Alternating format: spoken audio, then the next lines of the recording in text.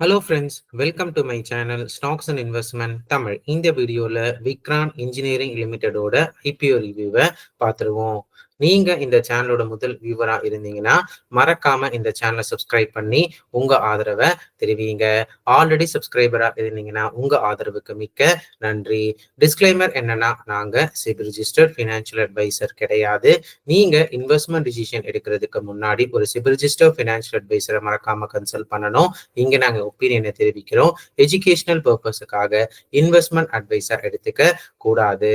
இந்த கம்பெனி வந்து பாத்தீங்கன்னா ஒரு இபிசி கம்பெனியா வந்திருக்காங்க. அதாவது கவர்மெண்ட் ப்ராஜெக்ட்ஸ், அதாவது இந்த பவர், எனர்ஜி, அதுக்கப்புறம் வாட்டர் ரிலேட்டட் ப்ராஜெக்ட்ஸை வந்து பிட்டிங் மூலயமா வாங்கி அதை கன்ஸ்ட்ரக்ட் பண்ணி வந்து கொடுக்குற கம்பெனியா வந்து இருக்காங்க.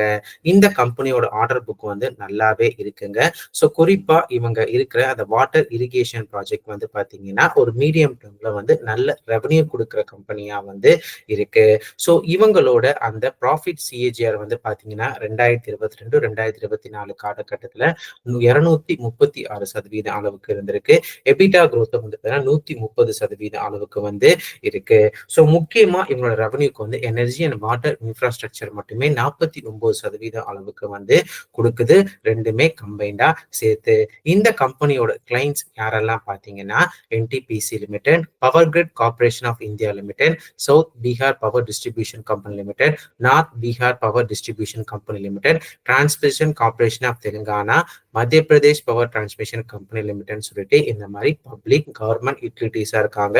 பிரைவேட் செக்டார்ல இருந்து பாத்தீங்கன்னா ஒரு கொஞ்சம் அளவுக்கு ரெவன்யூ பார்க்குற கம்பெனியா அளவுக்கு இருக்காங்க. இந்த கம்பெனியோட டாப் லைன் மார்ஜின்ஸும் கடந்த 2 வருஷம், அதாவது 2024-2025 வந்து 17% அளவுக்கு உயர்ந்திருக்கு. ப்ராஃபிட் ஆஃப்டர் டாக்ஸ் வந்து பாத்தீங்கன்னா வெறும் 4% அளவுக்கு தான் உயர்ந்திருக்கு. இந்த கம்பெனி டெப்ட் பெர் ஈக்விட்டி ரேஷியோவும் 0.58 அளவுக்கு வந்து இருந்திருக்காங்க. Return on equity, return on capital employed வந்து இவங்க பியர்ஸை கம்பேர் பண்ண சொல்ல ஓரளவுக்கு நல்லாவே வச்சிருக்காங்க. இந்த கம்பெனியோட ரிஸ்க் ஃபேக்டர்ஸ் என்னன்னு சொல்லி வந்து பாத்தீங்கன்னா முக்கியமா இவங்க ரெவன்யூ எல்லாமே பப்ளிக் செக்டார் அண்டர்டேக்கிங்ஸா தான் வந்து இருக்கு. ஸோ அதனால சில சமயம் வந்து பாத்தீங்கன்னா ட்ரேட் ரிசீவபிள்ஸ் கொஞ்சம் அதிகமாக வாய்ப்புகள் வந்து இருக்கு. ஸோ இவங்க வந்து ஆர்டர் எக்ஸிக்யூட் பண்ணிட்டு பில் எக்ஸிகியூஷன்ஸ்க்கு வந்து லேட் ஆகும் பொழுது இவங்க வந்து முன்னாடியே கணக்கு காமிச்சிருவாங்க. பட் அது கொஞ்சம் டிலே ஆச்சுன்னா இந்த கம்பெனியோட மார்ஜின்ஸ் கொஞ்சம் பாதிக்கப்பட வாய்ப்புகள் வந்து இருக்கு. அது மட்டும் இல்லாம முக்கியமா இவங்க ஆராய்ச்சியில பார்த்த இன்னொரு விஷயம் என்னன்னு சொல்லி வந்து பாத்தீங்கன்னா ரயில்வே போர்ட் 2024 இந்த கம்பெனியை வந்து பேன் பண்ணிருக்காங்க 2 வருஷத்துக்கு. ஏன் வந்து பாத்தீங்கன்னா இன்டெகிரிட்டி அண்ட் இல்லீகல் கிராட்டிபிகேஷன்ல இந்த கம்பெனி இன்வால்வ் ஆனதுனால. ஸோ அது ஒரு ரெட் பிளாகா இந்த கம்பெனிக்கு வந்து பாக்குறீங்கன்னா அதோட தீர்ப்பு கொஞ்சம் கம்பெனி அகேன்ஸ்டா வந்துச்சுன்னா கொஞ்சம் ப்ரொமோட்டர்ஸ் இன்டெகிரிட்டி பாதிக்கிறதுக்கு வாய்ப்புகள் இருக்கு. பிளஸ் இந்த கம்பெனி வந்து பாத்தீங்கன்னா கேபிட்டல் இன்டென்சிவ் பிசினஸா இருக்காங்க. ஏன்னா ஃபர்ஸ்ட் பேங்க் கேரண்டி வந்து காட்டணும் அவங்க ப்ராஜெக்ட்டுக்கு பிட்டு வாங்கிட்ட பிறக்கும். ஸோ அதை பொறுத்து தான் வந்து ப்ராஜெக்ட் எக்ஸிக்யூட் பண்ண முடியும். ஸோ ப்ராஜெக்ட் எக்ஸிக்யூஷன் பத்தி பில்லு வரும். அந்த சமயத்துல காஸ்ட் ஆஃப் ரா மெட்டீரியல்ஸ் ஏதாவது இன்க்ரீஸ் ஆச்சுன்னா இவங்க மார்ஜின்ஸ் பாதிக்கப்பட வாய்ப்புகள் வந்து இருக்கு. பிளஸ் பிட்டிங் சக்சஸ் ரேட்டும் இந்த கம்பெனிக்கு கீ ரோல் பே பண்ணுதுங்க. ஸோ ரீசெண்டா வந்து இவங்க பீகார் ஸ்டேட் பவர்ல வந்து இது பண்ணியிருக்காங்க. ஸோ பீகார்ல எலெக்ஷன்ஸ் வருது. ஸோ எலெக்ஷன்ஸ்க்கு அப்புறம் எப்படி இவங்க ப்ராஜெக்ட் வின் பண்றாங்கன்னு சொல்லி நம்ம பார்க்க வேண்டியது வந்து இருக்குங்க. ட்ரேட் ரிசீவபிள்ஸ் இந்த கம்பெனிக்கு கொஞ்சம் அதிகமாவே வந்து இருக்கு. ஸோ ப்ரொமோட்டர் இன்டெகிரிட்டி இஷ்யூ வந்து இருக்கு. ஸோ பேன் பண்ணியிருக்காங்க. அது மட்டும் இல்லாம வந்து பார்த்தீங்கன்னா சின்ன சின்ன கைண்ட்ஸ் வந்து காம்படிஷனும் வந்து பிட்டிங் சக்சஸ் ரேட்டும் வந்து இந்த கம்பெனிக்கு பெரிய ஃபேக்டர்ஸா இருக்கு. இவங்க மார்ஜின் பிசினஸை பார்க்கும் பொழுது இந்த கம்பெனியோட வேல்யூவேஷன்ஸ் வந்து பாத்தீங்கன்னா போஸ்ட் ஐபிஓ பேசிஸ்ல 32 டைம்ஸ் earnings கேட்கறாங்க. ஸோ இது இவங்க பிஎஸ் அந்த பஜேல் ப்ராடக்ட்ஸ் அந்த மாதிரி கம்பேர் பண்ணும் பொழுது இன்லைன் வித் இட் பிஎஸ் தான் இவங்க வேல்யூவேஷன்ஸ் இருக்கு. So price to earning ratio இப்படி இருக்குன்னு சொல்லி பாத்தீங்கன்னா இவி பை எபிட்டா எடுத்தாலும் சரி, பிரைஸ் டு சேல்ஸ் எடுத்தாலும் சரி, பிரைஸ் டு ஏர்னிங்ஸ் growth இருந்தாலும் சரி, ஆல்மோஸ்ட் இன்லைன் வித் பிஎஸ், இல்லைன்னா பிஎஸ்ஐ விட கொஞ்சம் அதிகமாகவே வந்து இருக்காங்க. ஸோ ரீசன்ட் ப்ராஃபிட் growth வந்து ரெவன்யூ growth வந்து 17% இருக்கு. அதை கொஞ்சம் மல்டிப்ளை பண்ணும்போது ஸ்லைட்லி வேல்யூவேஷன்ஸ் கொஞ்சம் ஹையர் சைடாக தான் வந்து இருக்குங்க. ஜிஎம்பி 21% அளவு காட்டுது. 21 ரூபாய் ஒரு ஷேருக்கு லிஸ்டிங் கெயின்ஸ் தரத்துக்கு வாய்ப்புகள் வந்து இருக்கு. இந்த கம்பெனியோட ஐபிஓ டேட்ஸ் வந்து பாத்தீங்கன்னா ஆகஸ்ட் 26, 2025 இருந்து ஆகஸ்ட் 29, 2025 இருக்கு. Face value ₹1 per share. Issue price 92 ரூபாய் 97 ரூபாய் ஒரு ஷேர் இருக்கு. லாட் சைஸ் 148 ஷேர்ஸ் வந்து இருக்கு. இருக்கு. ஆஃப் சேல் வந்து பாத்தீங்கன்னா 51 கோடி அளவுக்கு இருக்கு. ஃப்ரெஷ் இஷ்யூ வந்து 721 கோடி அளவுக்கு வந்து இருக்குங்க. இப்போ இந்த கம்பெனியோட கன்க்ளூஷன் பாத்துருவோம். சோ இந்த கம்பெனில எனக்கு பிடிச்ச விஷயங்கள் என்னன்னு சொல்லி பாத்தீங்கன்னா, இவங்க இருக்கிற இந்த water irrigation projects and overhead tanks project, அது வந்து மீடியம் டேர்ம்ல வந்து ஒரு நல்ல growth இருக்கிற செக்டரா வந்து பார்க்கப்படுது. ஸோ இவங்களுக்கும் கன்சிடரபிளா அந்த செக்டர்ல இருந்து ரெவன்யூ வந்து வாங்கிட்டு இருக்காங்க. இவங்க கிளைண்ட்ஸும் அது ரிலேட்டடா வந்து இருக்காங்க. ரீசெண்ட் டைம்ஸ்ல இவங்க ரெவன்யூவும் 17% அளவுக்கு இருந்திருக்கு.